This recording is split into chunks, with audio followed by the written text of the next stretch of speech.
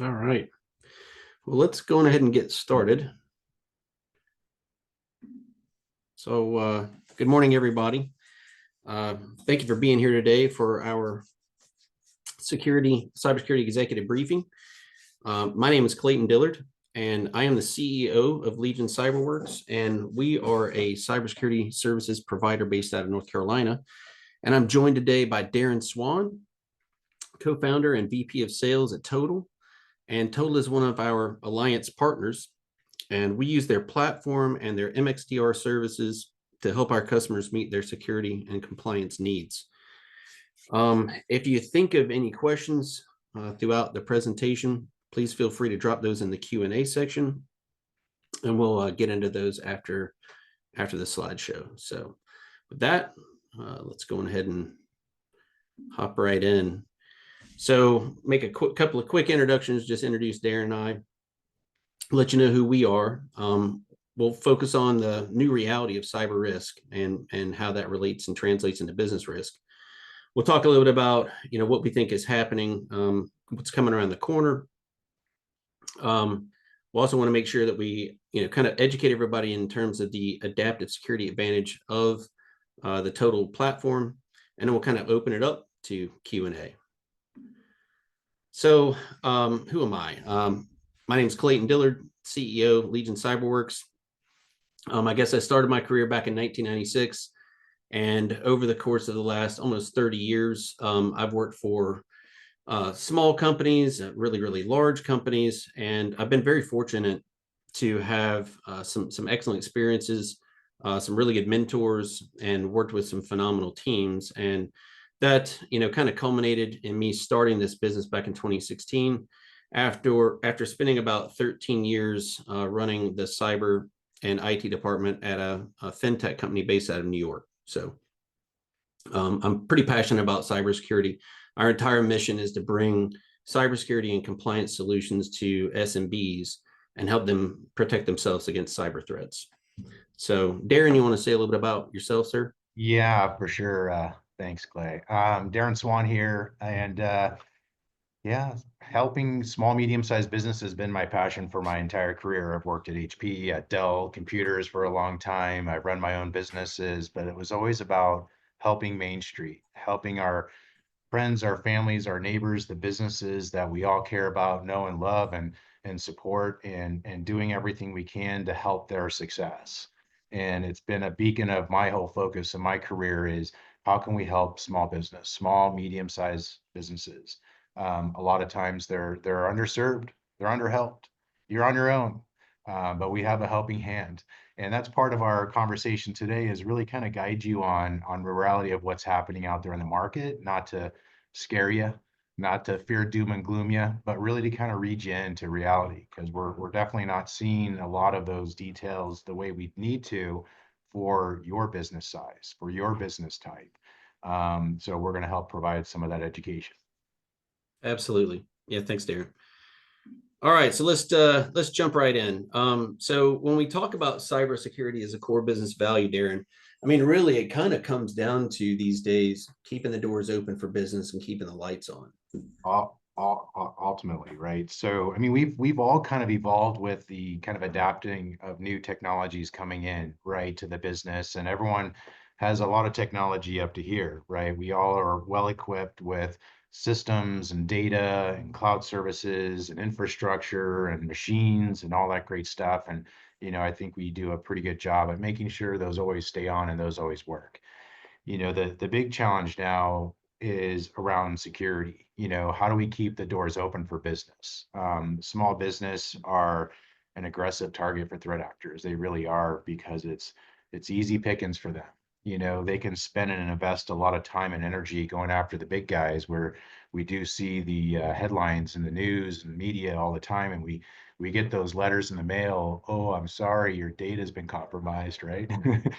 But for small Right. business, it could be terrible. It could be completely disruptive. It can be very painful. It can hurt, hurt, hurt, hurt, hurt. So we have to focus on keeping the doors open. We have to focus on the people, the process, the systems, the data, and do everything we can to protect that. And the point of calling this a core business value is we all have to care about it. We all have to think about it. And importantly, we all have to do something about it because we all have workforce, we all have payroll, we all have suppliers, customers, vendors, we all have, all of these things that's our ecosystem of our business, that we touch. We touch a lot of people's lives in your business. And, we need to protect the sanctity, those relationships, all of that. So this is all about protecting you, of course, but also protecting your ecosystem, the Yeah. relationships, the trust that you've developed, that you've created with your brand, with your products, goods, services that you deliver. We want to make sure we do everything we can to protect that. And one last point is by doing so is a competitive advantage. If you think about the industry that you're operating, the industry that you're in, if it's manufacturing, if it's logistics, if it's nonprofit, if it's healthcare services, it doesn't matter. There's statistics out there that state if you have a article around cybersecurity, if you have something around protecting the relationship, protecting the data you care, the likelihood of a customer working with you is 60+%. On the reverse side of that, if you have to send that ugly letter that says, I'm sorry, your data was compromised, then there's an 80% likelihood that the customer will never do business with you again because of that violation of trust, right? So things we have to be mindful of, right? And things we have to work towards, but there is an answer. Yeah. Yeah, I totally agree. I mean, I think, historically, cybersecurity has been sort of an IT, a technology issue, but I think it's clear today that it is a core business value. Every CEO and every board member needs to, be looking at it that way, so they can, as you said, be competitive and, avoid losses that come from cyber attacks. So 100% Yeah. spot on that. And Clay, there's a way to think about it too from a leadership perspective of a business, right? I think of it as quote to cash. When you look at the revenue generating functions of a business, they all tie to a P&L, they all have revenue streams, right? Every one of those revenue streams of the business, products, goods, services, doesn't matter. They all have some form of systems that they're accessing, right? Then there's some form of data that's in there. And it could be client data, it could be personal identifiable information data, it could be intellectual property data if you're a manufacturer. Then you have people that touch that. And then you have the ultimate delivery to the end user customer, right? It's like if any of that stuff gets disrupted, how does that Hmm. impact the client services delivery? How does it impact the bottom line? So Yeah. there's a math equation here is what I'm driving at. So if you want to know what it might look like if something goes down and something hurts, that's going to be a math equation to see what the potential loss would be. So anyway. Yeah. Yeah, no doubt. I mean, you start doing that math and you figure out, what are the stakes, right? If we're, because it really is like it's about those kind of stakes. And like, what if we're down for a week? What if we're down for 4 weeks? What if we're unable to serve our customers, or our vendors and our partners for weeks? It can be devastating. So let's talk a little bit about some of the evolving threats, the hacking tools and services, and the operational complexity. And especially for small and medium-sized businesses, which is, as we stated earlier, that's sort of our bread and butter, right? So we do have some large customers, but in terms of managed services, we're squarely focused on the SMBs. And so when you start talking about evolving threats, this is something that's, usually not in the wheelhouse for our customers, and it's really hard for them to keep up with what's going on. They're busy running their accounting firm or their medical practice, or they're busy running their nonprofit, or whatever it is that they're doing. And so, when you take your eyes off that ball and you're not aware of what's going on, that can be a significant challenge. And that's something that, we can partner up with our clients and help them accomplish while they focus on their core mission. Yeah. And it's gotten bad, right? I, Yeah. I like to say every holiday, all my family knows I'm a cybersecurity guy, so they're waiting for my soapbox cybersecurity public announcement Yeah. for because it's true. Like every day, it's so bad and terrible. We all get hammered and pinged on our cell phones, on our, it just people are trying to take from us, and Hmm. the threat actors, the size of the threat actor landscape is so massive, that they've even segmented their own market.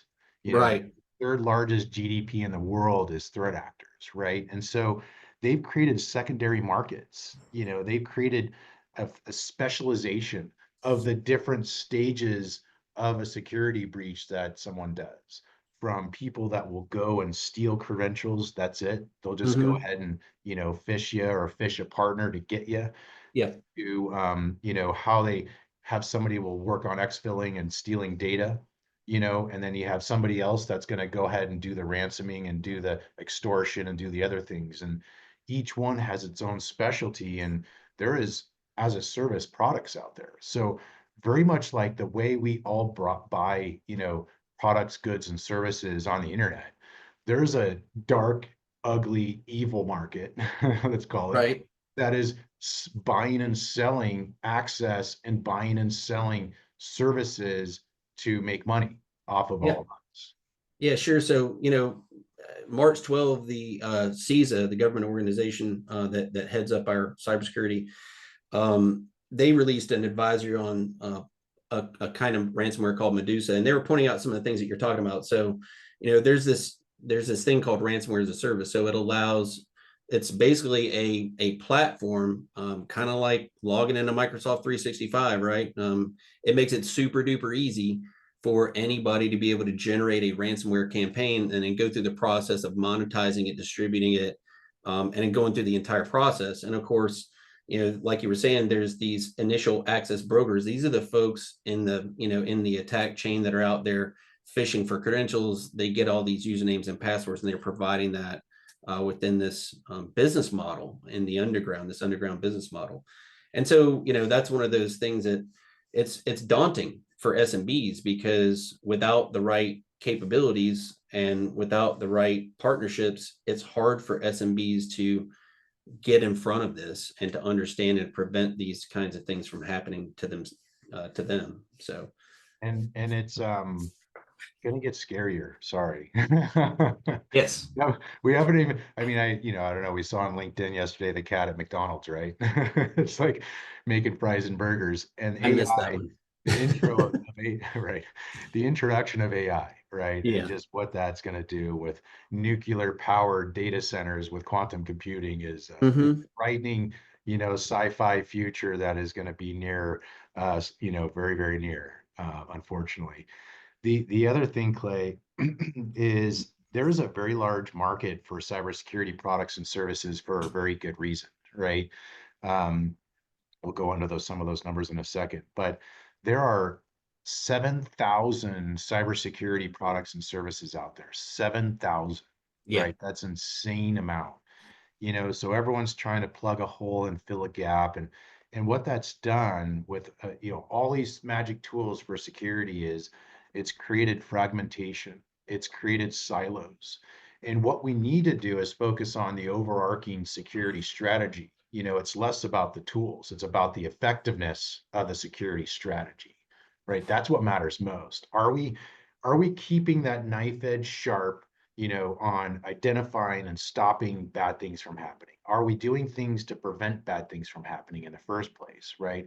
It's everyone's job. It's every workforce member in the company's job, right? To pay attention, be mindful, because the use cases, man, there's so many wild use cases, and it doesn't mean that you are going to be targeted directly. It doesn't mean like, Clay, I'm going after you, right? And I'm going to go get Clay. No, it could be the side door, the back door, the chimney, the garage door, the cat door, all these different things. It's like your business partners.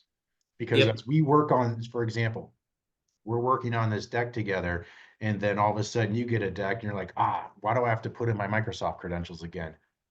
Boom. Maybe I was poked. Maybe I was, breached, and maybe they took my credentials, and we're in the middle of a conversation, Clay, and then I send you an email and you think it's normal. That's how they Yeah. get you. Yeah. Yeah. 100%.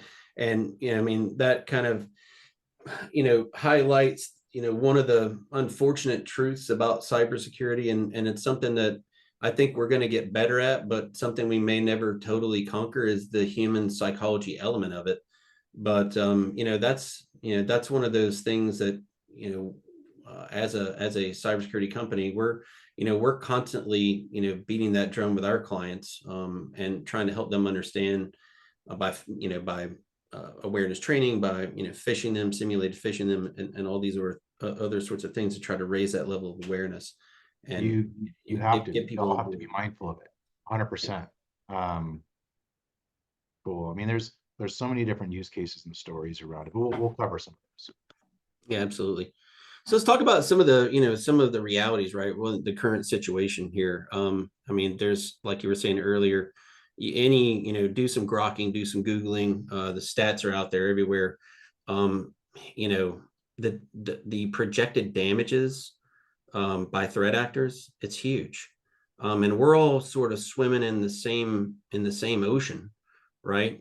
So, the fact that you're a small business owner, I'm a small business owner, hey, my share of that $10.5 trillion and the underlying economy might be pretty small by comparison. But like you were saying earlier, the thing is these cyber attacks might happen to one of our partners. It might happen to one of our business associates. Maybe we've got a consulting company that we work with to deliver, certain kind of services. Any of the, we're all, like I said, we're all sort of swimming in the same ocean. We're all somewhat related in this relationship of business and economy. So even if you're not directly, hit by a cyber attack, one of your partners, one of your customers being hit can definitely impact you. Yeah, and Clay, the mandates are coming. I mean, that's the reality. You know, this is about our GDP. This is about every nation's in the world's GDP, and small, medium-sized business is the backbone of our GDP. It is the primary GDP driver. It is the primary workforce driver. And so, as a nation, as every nation has to, they have to focus in on how are they protecting their GDP. Yeah. And by far, order of magnitude, and that was part of that CISA article you mentioned, is we are the biggest target on the planet, period. Mhm. Between Russia, China, North Korea, and Iran, they've built, they've assessed it, $1 trillion of threat actor infrastructure to go after us. There Yeah. was an article from a Georgia Tech professor that did the analysis, and imagine that, because the return is there. Look at that, 10.5 trillion. The return is there. The ROI is there. Of course they did. Yeah, it's big business, and so when you start looking at some of these stats, right? I mean, you think about, like, let's just drop to the bottom. Small businesses are 3 times more likely to be targeted than larger companies. And of course, like, hey, we don't have, all this. We might not have, as a small business, this big repository of data that the bad guys want. I mean, maybe we have some PII or PHI or whatever it is. But the question that a lot of people ask is, like, why would that be true? I mean, why aren't these bad guys targeting large organizations more than they're targeting small businesses? Or why are SMBs so much more likely to be targeted? Yeah, and a good question, because they're always looking for a bigger fish, right? So a good story, is a manufacturing company, and they had an investor, a venture capital firm that invested in, scaling their manufacturing firm. And it was the managing partner of the venture capital firm that got hit. They got compromised. And they got compromised by a dirty DocuSign from their building Mm-hmm. cleaning service that they were renewing. And so the threat actor got into the venture capital managing partner's email box and just hung out, Mm-hmm. just waited patiently and waited for that moment of a transaction, and then jumped in the middle of it and changed it, and then had $281,000 wired wired on Thanksgiving. The CFO wired it on Thanksgiving. Now, luckily, because it was Black Friday and a busy transaction window, they were able to catch it before it landed out of the organization. But it is just that easy. It It's is. someone else gets hit, it's germane, it's contextual, you think nothing of it, and then that's it. That's why you have to have multiple things in place for, oh, it's a wire. We're speaking live on the phone Yep. for any Yeah. wire, We're calling to it's verify. right. Yeah. Always trust, but always verify. Exactly. Yeah, no, I mean, that's exactly right. And that example is, a really good one. And, we have a customer who conducts real estate transactions, and they're a small business, in terms of headcount, but they're transacting a lot of business. And, it's a perfect example of a really small company being intentionally targeted by threat actors who did a bit of research, using open source intel, LinkedIn, whatever, and ended up targeting our client by first compromising one of our clients' business partners. So they went so far as to stand up a cloned website and to attempt to use the compromised third party and their compromised email to commit financial fraud, to defraud our customers. So luckily, we were able to get in the middle of that, and it didn't actually happen. But that's a very small company being intentionally targeted, where the bad guys actually had to spend some time manually setting some things up because they thought they could get paid out of it. And that's Yep. really what we're talking about. It is a business model, and they see profitability, and they're going to go after that. It is a payday. We had another one 2 weeks ago where it was M&A, right? And then what is the M&A transaction? What do we all have to do? Oh, we just acquired this company. They just got acquired. Great celebration, X millions of dollars, everyone, whatever. And then that's exactly when the threat actor said this, oh yeah, I've been here. Mhm. I did all this stuff. I stole all this stuff. Now I want my piece of that pie. Give it to me. So, Exactly. wow. But it's all, this is an important slide because it's really about your ecosystem too, right? So your business and the people that surround you, it's all of our jobs, and you're gonna get, supply chain pressure as well. So maybe customers that you have are gonna say, hey, based on our business relationship, you gotta protect yourself. You gotta be able to protect the sanctity and the data and our revenue stream because I depend on you. So we're Yes. seeing vendors and suppliers and customers push down to businesses minimum expectations of what you need to do to protect yourself, right? Same thing with financial institutions. We're seeing that, across the board. It's this ecosystem of blast radius. Everyone's worried about each other, their supply chain getting disrupted, and so if you're hit, you could hit others, and if they're hit, they could hit you. Hmm. Everyone's getting mindful about it and starting to look at their ecosystem. If this got, taken down and I can't get this widget into my manufacturing process, that's going to drop my manufacturing process down to a halt. You know what I mean? So it's Yeah. like we have to be mindful of our ecosystem of relationships and business partners and customers too. No, it's 100% correct. I mean, and everybody's got those types of fears, and those fears, they're justified. So, when you're running a business, we talk to our customers about this, implementing a security controls framework, like CIS or NIST CSF. One of the things that you're going to do, through the implementation of that, is to assess your risk, your third party risk. And it's very important, because you got to understand, what are we going to do if this critical supplier of ours gets hit, and we can't get the service or the product that they're delivering to us, that our business depends on, that our customers and maybe our partners or whoever it is depends on. It's essential to have Yeah. that kind of planning and that strategy being It, done. it is. And I think there's a flip side to this too. So you've got the risk, but I believe you also have the competitive advantage. So, I mean, I'm just picking on manufacturing today for some reason. Imagine you're a manufacturer.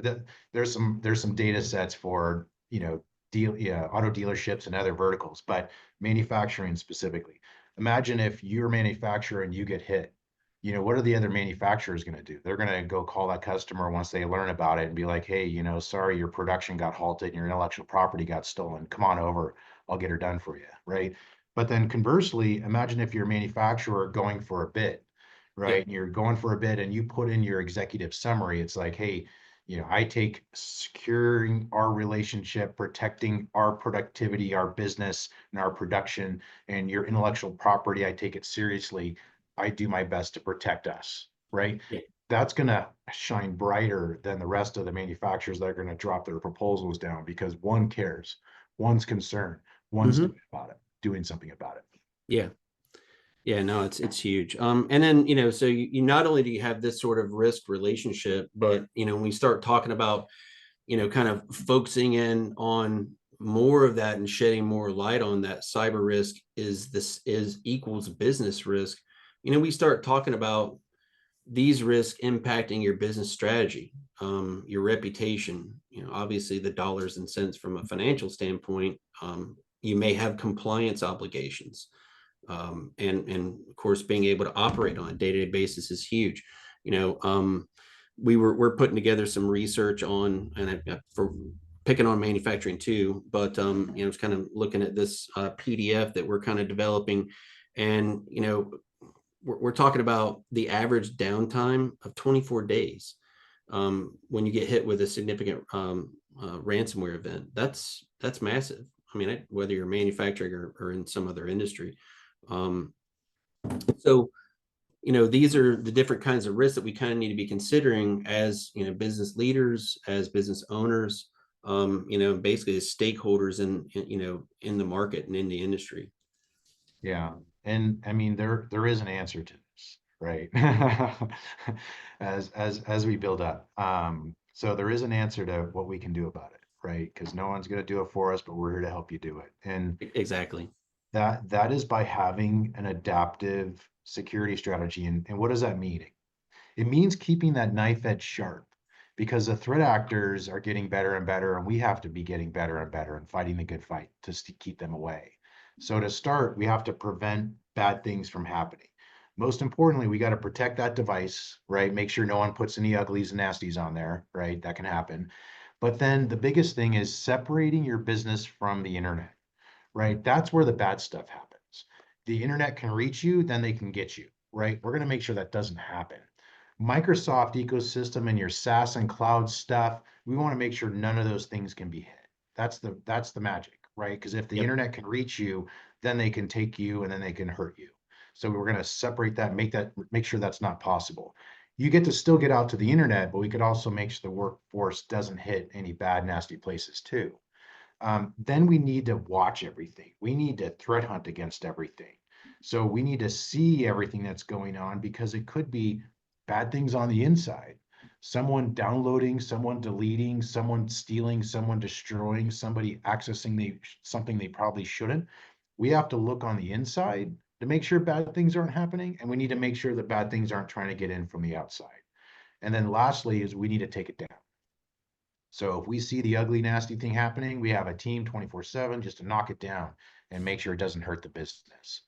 But the whole premise here is we want to prevent bad things from happening in the first place. They're no fun. We want to be able to find them fast if they do, and then we want to take them down. But with the right security strategy, the one that adapts on a regular basis to keep that knife edge sharp to fight the good fight against a threat actor, is going to also help you achieve compliance. Because the reality is the regulators and even cybersecurity insurance providers, or maybe a supplier or customer that's mandating things, fighting the fight with a threat actor means you're also going to check boxes on compliance. It also means you're going to check boxes on business relationship requirements, because those are all laggards. Those are behind a year to 5 years of the Hmm. threat actor's level of sophistication. Yeah. Yeah. No, you're right. I mean, you think about HIPAA, right? I mean, it's been well over a decade since the last update to the HIPAA regulation. Now we're just now starting to get to the point where HIPAA is starting to, do a little bit of a catch up, and they've got, there's some proposed changes to the HIPAA safeguards rule. But yeah, I mean, all these regulations, they too do typically lag behind, but businesses have an opportunity to get ahead of that curve, and by using solutions like Total, get that prevention, detection, response, and the compliance, piece of it too, and stay ahead and use that as like you were saying earlier, as a competitive advantage in the marketplace. Yeah, and there's one other piece to it. Another kind of magic slice to the pie is cyber risk insurance policy carriers, Yeah. right? So you having this strategy in place, you're in a position to get a better price and a discount, Yeah. because you are following beyond the best practices of what the cybersecurity insurance carriers care about. You're actually doing the right thing to protect against the modern threats today. Yeah. Yeah. I think that's important too. Right now, insurance carriers are tending to, pay out for the legal costs, the business disruption, and all the other aspects of a data breach or a ransomware attack or whatever the incident is. But I suspect that what we're going to start seeing is we're going to start seeing some changes in the way that the insurance companies are working. And they're going to be looking at, the coverage in relationship to the controls and, what businesses are doing in terms of the prevention, the detection and response capabilities. Absolutely. Cool. So now we're getting close on time here. Yeah. But reality is, we're seeing major advancements in AI, the deep fakes, all sorts of crazy things that are happening. That criminal underground is getting much more organized and sophisticated and segmenting the way they go after things. But the important piece is the emerging attack patterns. We're seeing those, right? One example of that is we identified 8,000 servers operating around the world, 5,000 servers operating here domestically in the US from a nation state threat actor. That's a country going after us and conducting business email compromise undetected. They went undetected for 2 years. So we identified them. We worked with the FBI, working still with the FBI to take all those systems down. But we have to be watching them. We have to be watching the dark web. We have to be watching so many different things to make sure we're fighting the fight, because it's a never-ending situation here that doesn't seem to have an exclamation point or endpoint in sight. So Right. that's our job one.